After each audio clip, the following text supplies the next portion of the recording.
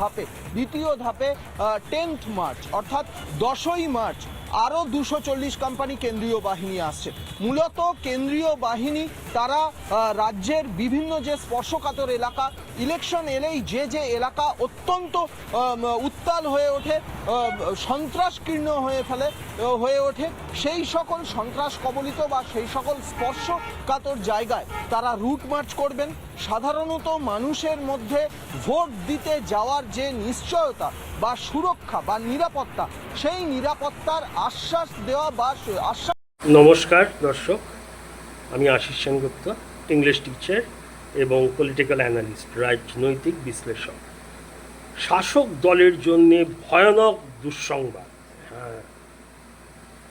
বোধহয় ভোটের দিন যে অসংখ্য হাজার হাজার অভিযোগ আসে বিরোধী দলগুলোর থেকে, বিরোধী দল নির্বিশেষে, সে বিজেপি হোক, সিপিআইএম হোক, আইএসএফ হোক, কংগ্রেস হোক, যে প্রচণ্ড সন্ত্রাস চলে, ভোট দিতে যাওয়া হয় না, ভয় দেখায়, ইত্যাদি ইত্যাদি, এবারে বোধহয় বন্ধ হতে চলেছে।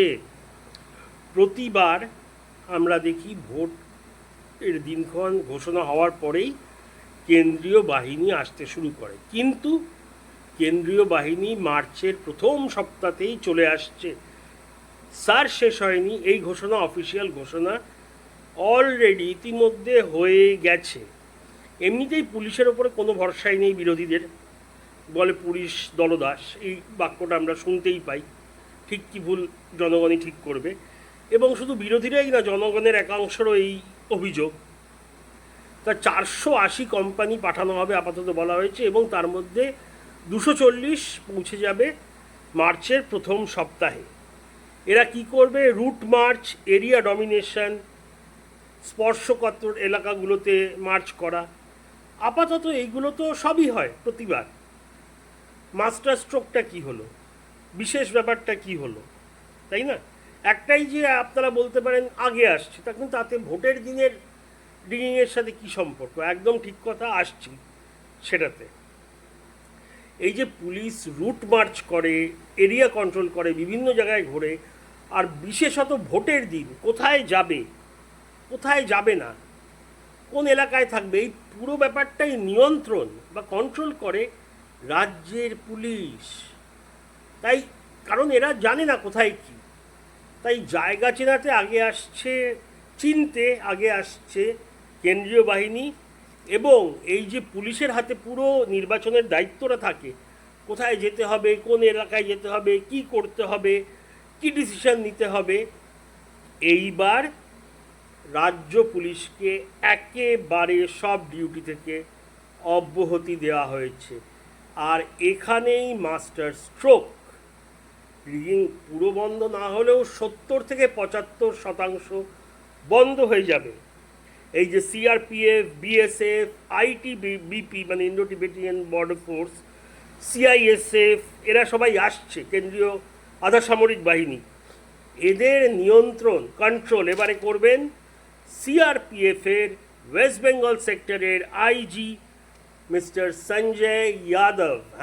কেন্দ্রীয় সরকারের কর্মচারী, ওনার দায়িত্বে থাকবে পুরো ব্যাপারটা। এবং যেহেতু ওনার পোস্টিং পশ্চিমবাংলার এলাকাগুলো হাতের তালুর মতো চেনা, তাহলে আর পুলিশ থাকছে না। এই যে অভিযোগ হয় বিভিন্ন নেতাদের, বড় বড় ডনরা, গুন্ডারা জায়গা কন্ট্রোল করে, আর পুলিশ সুরসুর করে অন্য জায়গায় নিয়ে যায় কেন্দ্রীয় বাহিনীদের, যেখানে মেন রিগিং হচ্ছে, ছাপ্পা হচ্ছে, যেটা অভিযোগ।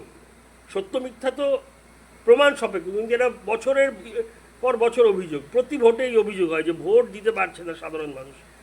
এইবারে সেই ব্যাপারটা থাকছে না, কারণ পুরোটাই কন্ট্রোল করবেন মিস্টার সঞ্জয় যাদব, যিনি আইজি সিআরপিএফের, সেন্ট্রাল ফোর্সের।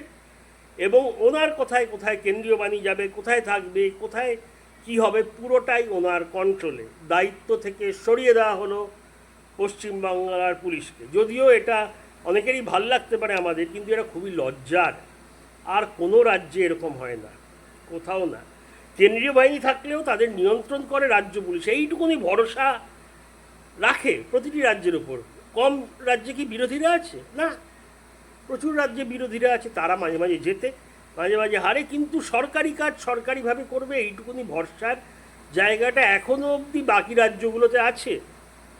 দুঃখের বিষয়ে আমাদের বাংলায় সেটা আর নেই। আর আমরা বাঙালিরা এতদিন গর্ববোধ করতাম যে আমরা সবচেয়ে সম্ভ্রান্ত, শিক্ষিত, নিয়ম মেনে চলা, কিন্তু আমাদের যে দেখছি মানে সেই 20 বছর আগের বিহারের থেকেও নাম খারাপ হয়ে গেছে। ভরসা করতে পারছি না, পুলিশকে সরিয়ে দেওয়া হলো, এটা তো শুধু মানে পুলিশ ফোর্সেরই অপমান না, আপামর বাঙালি এবং বাংলায় থাকা মানুষের অপমান। যদিও এটা খুবই বড় একটা খুশির খবর সব বিরোধীদের জন্যে। এইটাই ছিল মাস্টার স্ট্রোক, এইটা পাঠানো হয়েছে। এছাড়া গণনার দিন এবং ভোটের দিন ভেতরেও কেন্দ্রীয় বাহিনী থাকবে। কেন্দ্রীয় বাহিনী এমনিতে বুথের বাইরে দাঁড়িয়ে থাকে, এবারে ভেতরেও থাকবে, আর বিশেষত গণনার দিন। কেন অনেকের অভিযোগ আসে যে গণনার দিন যা রেজাল্ট আসছে উল্টো রেজাল্টটা বলা হয়। এবারে এটা যাতে না হয় তার একটা প্রতিষেধক হিসাবে কেন্দ্রীয় বাহিনী, আর একটা শোনা যাচ্ছে ওয়েব ক্যাম। যদিও ওয়েব ক্যামের ব্যাপারটা কনফার্ম না, কিন্তু এইটা কনফার্ম যে এবারে ভোট গণনার দিনও এই কেন্দ্রীয় বাহিনী থাকবে এবং কেন্দ্রীয় বাহিনীকে কন্ট্রোল করবে কেন্দ্রীয় বাহিনী, আর পুলিশ থাকছে না। এইবারে ব্যাপার হলো আপনার তৃণমূলকে এত সহজে ছেড়ে দেবে? একটা সার নিয়ে এত ঝামেলা হলো, আর এখানে তো ডিরেক্ট যেখানে অ্যাকশানটা হয় গণনার সময়, ভোটের সময়, যেখানে অভিযোগ, যেখানে রিগিং হয় বা গণনার সময় কারচুপি হয়, এই অভিযোগগুলো, এইগুলো করার ফ্রিডম বা স্বাধীনতা থাকছে না বা প্রচুর কমে যাচ্ছে। কারণ কেন্দ্রীয় বাহিনীর আইজি তো রেয়াত করবেন না, উনি একদম জাঁদরেল কেন্দ্রীয় অফিসারদের রাখবেন সব জায়গায়। তাই এবারে কি হতে চলেছে এটা নিয়ে তৃণমূল কি বলবে, কি করবে, সেটা আগামী দিনেই জানা যাবে। এটা একদম আজকের খবর, তাজা খবর, এবং বেশ উল্লাস হচ্ছে বিরোধীদের। কেন এই একটা অভিযোগ বারবার ছিল যে কেন্দ্রীয় বাহিনী যতই থাক, যদি পুলিশ তাদের পরিচালনা করে তাহলে তারা কি করবে?